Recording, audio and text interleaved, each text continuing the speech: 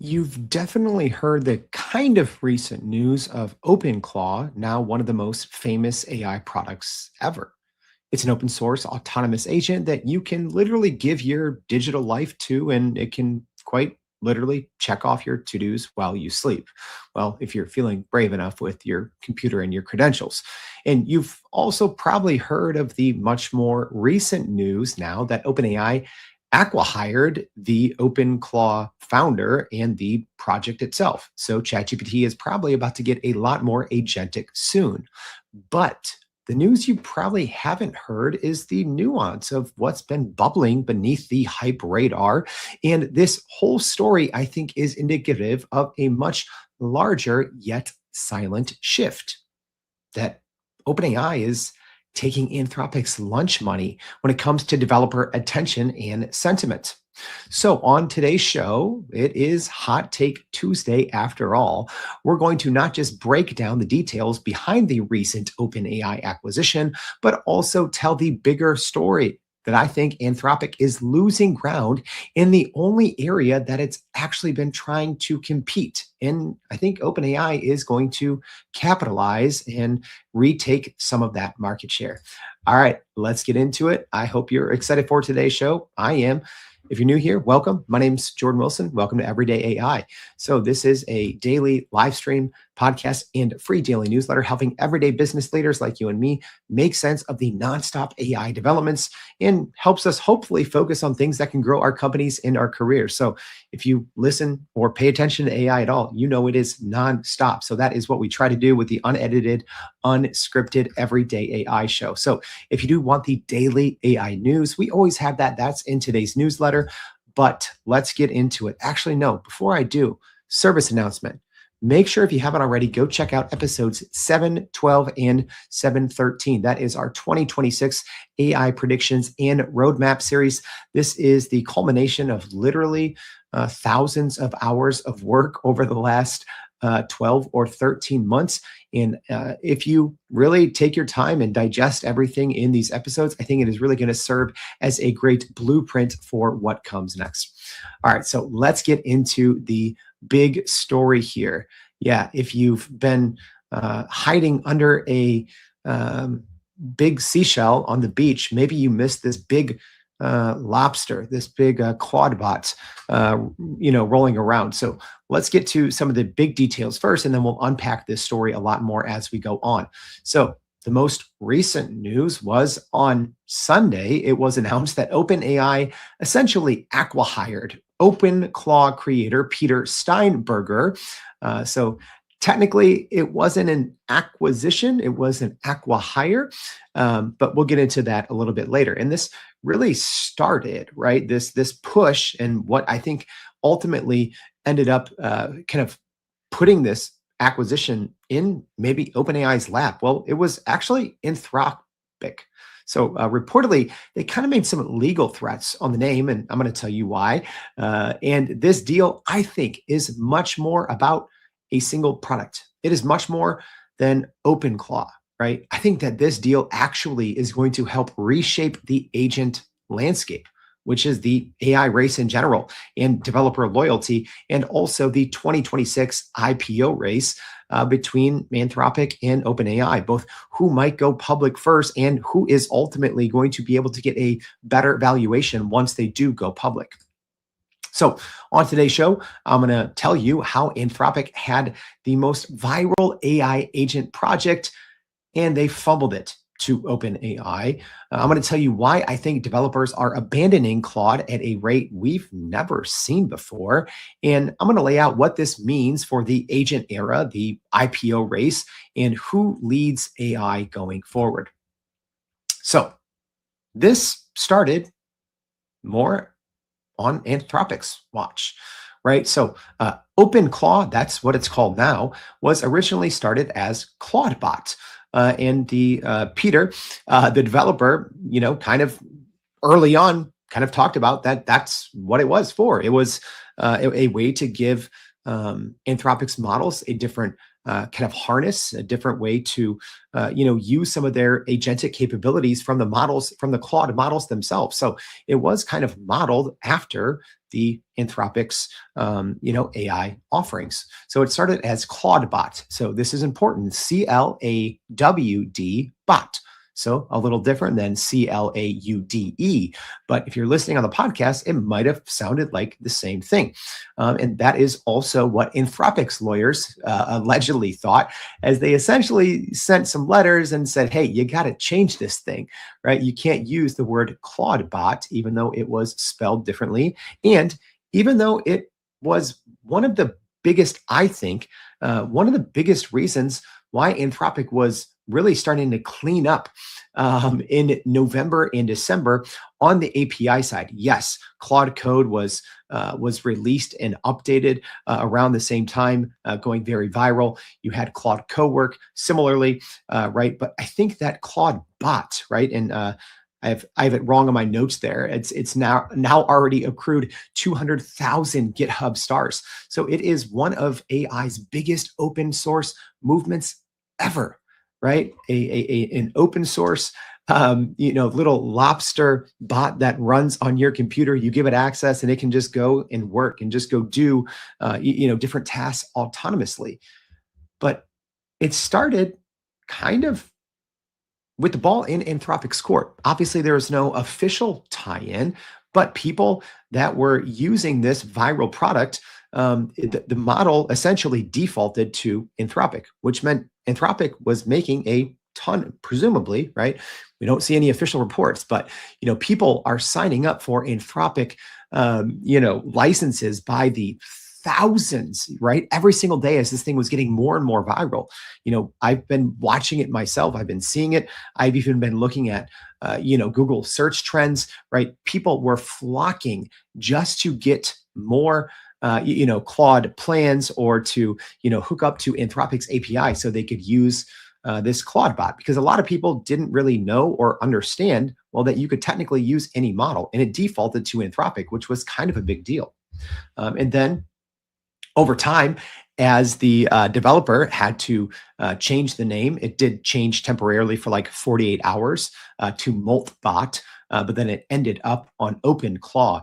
And, there was a little side story there. He said that he did reach out to Sam Altman to kind of make sure that even using the name Open was okay, because he didn't want to have to change the name again. And, he posted on Twitter that, hey, I did check with Sam Altman, and he said using OpenClaw was not going to be a problem. Like, apparently it was, using Clawdbot was a problem with Anthropic. So here's kind of the timeline. So this wasn't even launched until November. So that's when Peter Steinberger launched Clawdbot, but this by default on Claude's API, and that's important. In January, that's when Anthropic's legal team was reportedly demanding a rename, citing the Claude trademark similarity. And then Steinberger said that he rebranded to Moltbot on a 5 a.m. call after being told that if he didn't, lawyers would get involved. Essentially, then it went wild. Scammers hijacked the abandoned Clawdbot handles and ran a $16 million crypto fraud scheme. And then a few days ago, right? And then after the 48-hour Moltbot, that's when it changed into OpenClaw and picked up a lot of steam after that. And then it was Sunday, so just about 2 days ago, that OpenAI essentially completed this, acquihire and moved OpenClaw to an independent foundation. And they did say that they are going to keep the OpenClaw project open source, and that is very important. And I'm going to get into that later on the show. So Sam Altman was kind of gushing, right, over Steinberger. And he did say that he will lead what OpenAI calls the next generation of personal agents. So also he reportedly, Steinberger weighed, multiple acquisition offers, including from both OpenAI and Meta, before ultimately choosing OpenAI. So the project itself is reportedly going to transition to an OpenAI funded independent foundation and stay fully open source. right? And it was kind of interesting to watch this unfold over the last few months, right? Because it seemed like when the project started to kick off, it was very just Anthropic centric, right? Everything was Anthropic, Anthropic, Anthropic, Claude, Claude, Claude. And it almost seemed like the two were propelling each other. But I will say, even before this Aqua hire from OpenAI, it kind of shifted. And even Steinberger himself, talked a couple of weeks ago that he was using OpenAI's Codex model actually to build the viral when it was called Clawdbot.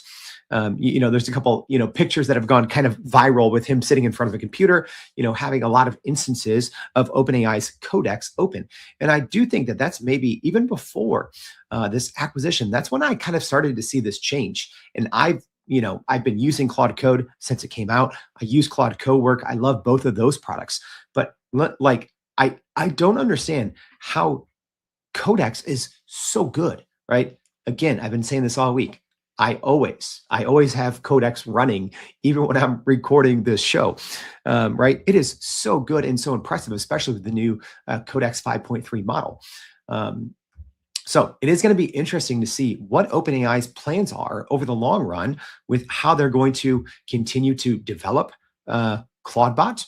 And one of the reasons that, it was said that he ended up choosing OpenAI was, well, number one, so the project could be fully funded and he could work on that, when he wanted to, but also, well, the opportunity to build the next generation of personal agents. So presumably this play, right? And, a lot of people are wondering, hey, is this the first, $1 billion one person company that we heard that AI would allow someone to create? Well, maybe, right? I'm sure we'll see more details soon of exactly what that acquisition number was, right? But it'd be pretty wild, right? We've been hearing now for a couple of years that, AI would allow someone to create one employee, $1 billion company. So we'll see what the acquisition price was. But, ultimately it seems like Steinberger is going to kind of have a dual focus.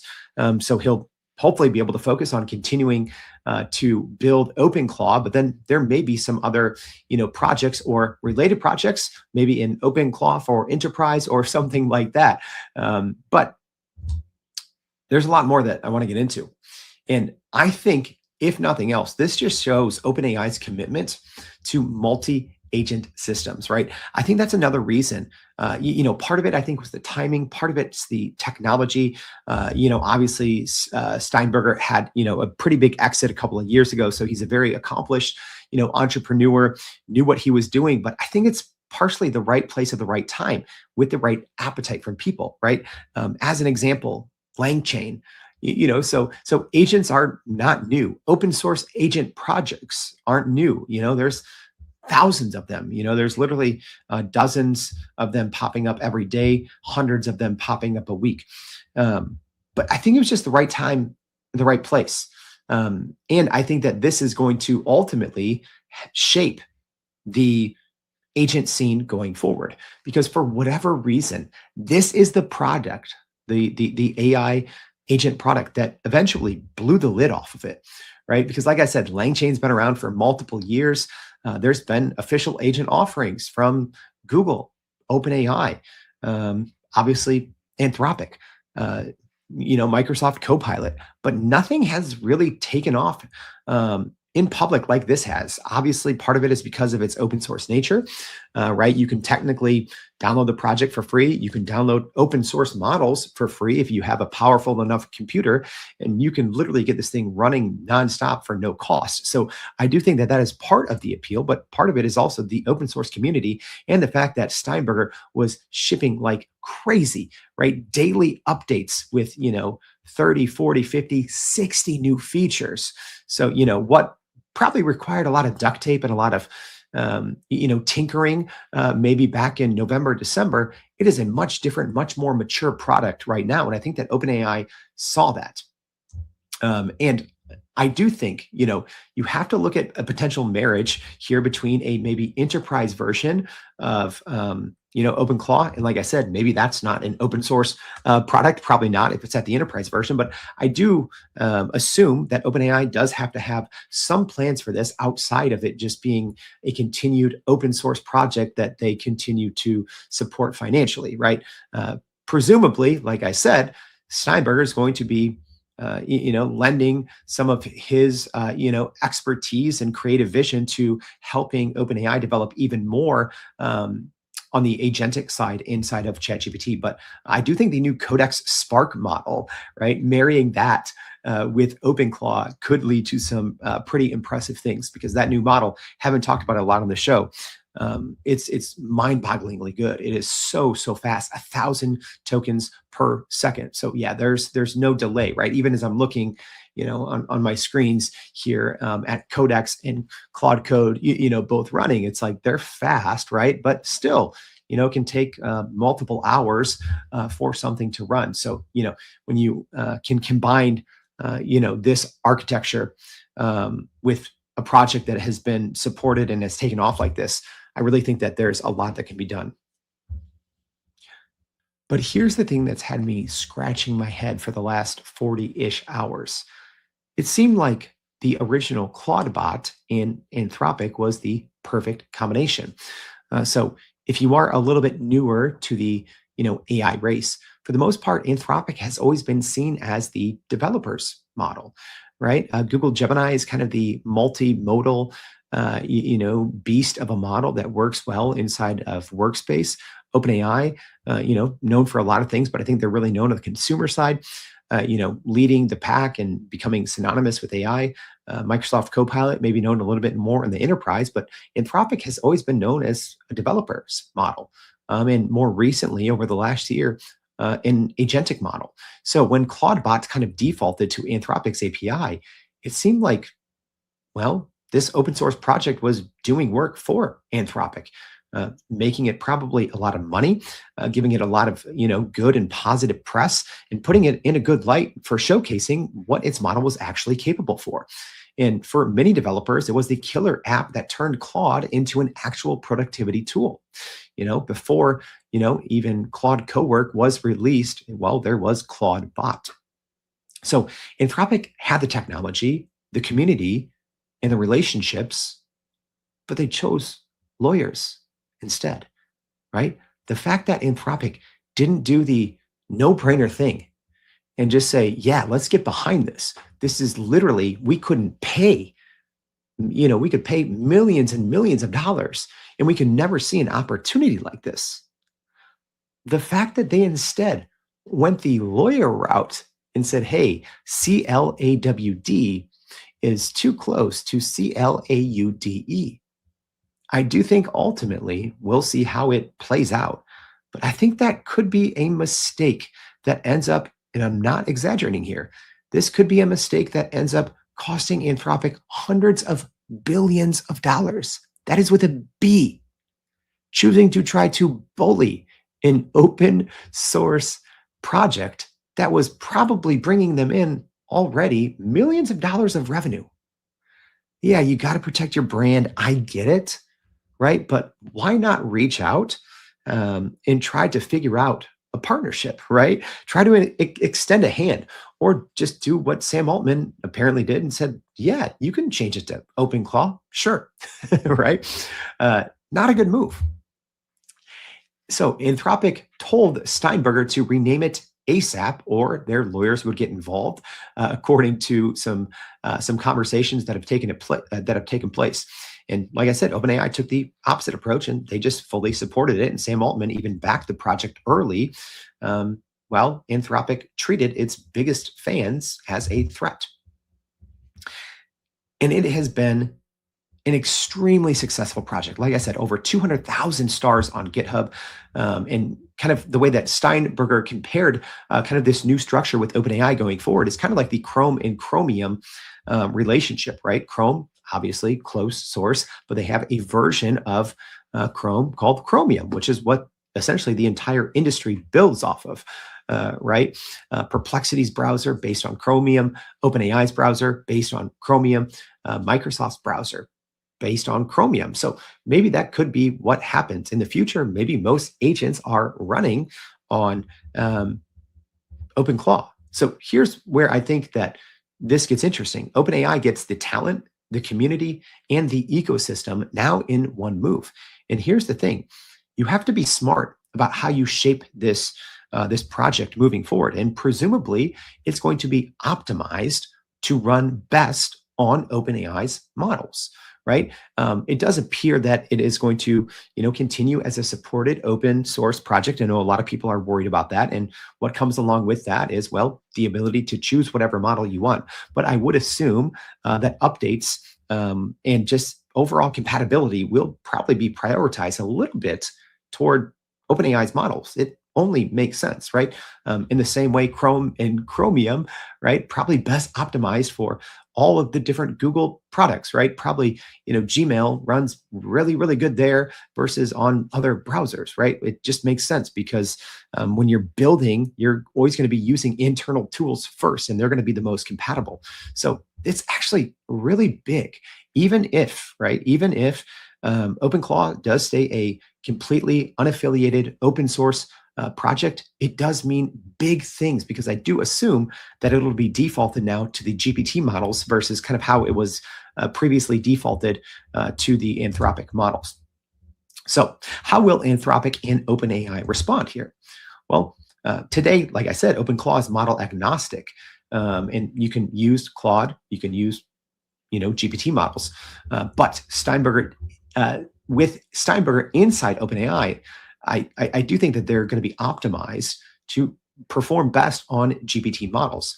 And either company could make the first move. And either way, I think, regardless, Anthropic is losing developer influence. And I have receipts on that. And this is interesting. And this is something that I didn't see really anyone talking about. But former journalist in me spends a lot of time, trying to find facts, stats, statistics, and trends. And here's one trend that I saw. So about a year ago, back in March of 2025, this is according to OpenRouter. So OpenRouter, essentially, it makes it easier for developers to use a lot of different API models, right? Without having to, juggle all these different keys. It's essentially just one easy way to integrate and work with a lot of different models, right? But they've always tracked usage. So what is the highest usage, at least through OpenRouter on the API side, right? This obviously doesn't measure, tokens, essentially, people who are working directly, with OpenAI, directly with Google. This is just tokens used through OpenRouter, which is the most popular third-party API provider. So a year ago, Anthropic had a staggering 40% market share, right? Huge, huge lead. And now, for the first time this week, they dropped to less than 10%. And they're no longer even in a top 3 provider, right? That may change in a couple of weeks. But that is pretty telling to me. Anthropic has always been the developer darling. They've always been the model that developers would, hook their horse and buggy onto. They said, hey, Anthropic is the model for us. And it doesn't look like that anymore, right? And I think, like I said, I think this started with the Anthropic, legal notice. I think put a taste in a lot of people's mouth, and then, whether it was coincidental or not, I don't think it was. I think it was just the timing, right? Codex, OpenAI released the Codex app, just a few weeks ago. They released the GPT 5.3 Codex model. And, between that and some of the Chinese models, Google continues to, ship way more affordable models on the API side, and just as capable, as an example, as, Opus 4.6 from Anthropic. Anthropic is no longer the big player in development, right? Obviously, this goes to, agentic use and, traditional software development. But when you just look at, API usage, it used to be Anthropic and everyone else was chasing them. It's not the case anymore. And I think that the Claude hype used to be everywhere online, but development developer sentiment, I think, has completely reversed. So this is obviously a big win for OpenAI. And I think it's the latest in just a terrible month, right? Almost full 2026, but I'll say at least a terrible and disastrous month for Anthropic. So let me just recap kind of what's happened here in the last month. First of all, the Super Bowl ad fiasco. All right. They essentially came out with an ad knocking OpenAI for bringing ads to ChatGPT, right? They were funny, but they were not exactly the most truthful ads, at least how they portrayed, how the ads would be displayed in ChatGPT, right? But I guess, how many commercials are 100%, true to form. But regardless, according to iSpot data, that ad ranked in the bottom 3% for likability in the last 5 years. And according to iSpot data, only 7% of people even knew what Anthropic Claude was, right? So not only did no one know who Anthropic was, but no one liked the ad. It was one of the most unlikable ads over the last 5 years. So not a good play there, right? And it was very anti-Anthropic, if I'm being honest. Anthropic has never been the AI company out there vague posting and, trying to brag, right? They come out with extremely powerful models. They just put a blog post on and they're back at work. So it almost seemed like almost like a personality change, right? That started here about a month ago, a couple of weeks ago. And the Super Bowl commercial, I think, left also a weird taste in a lot of people's mouth. And everyone's like, oh, I thought, Anthropic was kind of just this, good AI guy. And here they are, maybe putting out ads that aren't exactly truthful and, kind of puts a weird taste in people's mouth. All right. It's not the end of the bad news, right? So if you listen to the our weekly AI News That Matters segment yesterday, you know that Anthropic did not have a good week. So also the Pentagon is reportedly threatening to label Anthropic a supply chain risk over what they call ethics restrictions, which could, in theory, restrict any government agency from working with Anthropic. So apparently, Anthropic is not being quite flexible enough for the Pentagon. So they're kind of fighting with the U.S. government. Not good. They're trying to pick a fight, maybe unsuccessfully with OpenAI via the Super Bowl ad. Didn't turn out well.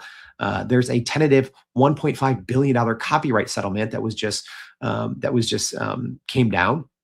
And also, their research lead resigned publicly and said that the world is in peril. So the sentiment at Anthropic is sinking, which is weird because over the past month during this same time, I think they've had one of their best months of shipping new products ever. So obviously, Claude Cowork, the non-technical version of Claude Code, has continued to get updated. It's really good, right? Their new Claude Opus 4.6 model, amazing, one of the best in the world. They've been releasing these new plugins that are literally shaking the stock market. They're so good, yet the sentiment seemingly has shifted away from Anthropic and their Claude models, maybe over to not just OpenAI and their new Codex platform, but also to some of the open source models that are becoming just as good. And it seems like Anthropic's image has also really started to change as being this, developer friendly, kind of under the radar, cool brand to turning into kind of like a big bully brand, which is, like I said, very not in, kind of their brand guideline of how they've operated for the first couple of years. And then, obviously their CEO, Dario Amati has been kind of, warning people about, hey, AI is going to take maybe up to 50% of white collar jobs, which I think is, I respect that he's being honest about what he thinks the technology is doing. But, when that gets out there and that starts to get a lot of press, then people are starting to look at Anthropic a little bit differently, right? Yes, Sam Altman is out there saying, not two similar things, right? Not out there saying, hey, AI could take half of white collar jobs, right? Maybe he's saying it in a softer, more PR friendly way. But, essentially, Anthropic's had a PR nightmare and a reputation nightmare. And it's starting to cause them to lose the lead in the only place that they even chose to compete. So OpenAI's taken it over. I do think with what I'm seeing now, I think on the developer side, I didn't think anyone was going to be able to catch Anthropic maybe until the second part of 2026. But I think OpenAI has already pulled it close. And now they have this open source momentum, not even from OpenClaw, right? But a lot of people don't understand Codex CLI, the command line interface version of Codex, is fully open source. They have their open source GPT OSS models, and now they have OpenClaw. So they now all of a sudden have this open source momentum. They are the open source AI company now, right? Which a lot of people, used to, throw jabs at OpenAI saying, "Oh, you're closed AI." Well, hey, look at the proof is in the pudding now, right? It's like, especially with this, OpenClaw acquisition, Codex CLI, technically open source, their open source models, I think it's completely changed. And I think now OpenAI leads in developer goodwill, the agent ecosystem ownership, and now also open source credibility. So a month ago, if I'm being honest, I thought that Claude could potentially catch OpenAI this decade, right? Maybe not in overall users, but I thought a month ago, I'm like, hey, maybe in 3 years, Claude could catch up, right? A lot of their products between Claude Code, Claude Cowork, some of their plugins were just absolutely on fire. But they kind of low-key spit in the face of the group that really made them who they are. So I don't know if I still have that same level of confidence now, right? Between the OpenClaw fumble, the Super Bowl flop, the Pentagon fallout, and all these lawsuits, that belief that I had maybe a month ago is kind of gone. And if I'm being honest, I don't think I've really had this kind of about face from AI companies, because I follow this stuff very closely. I haven't really had this since December of 2024, right? When OpenAI and Google kind of went toe to toe with some big releases at the end of the year. And at that point, I think Google was in a very, very distant second or third, and they've been kind of king of the AI hill ever since. So I haven't really had that kind of 1 month turnaround in terms of how I've viewed a company since December of 2024.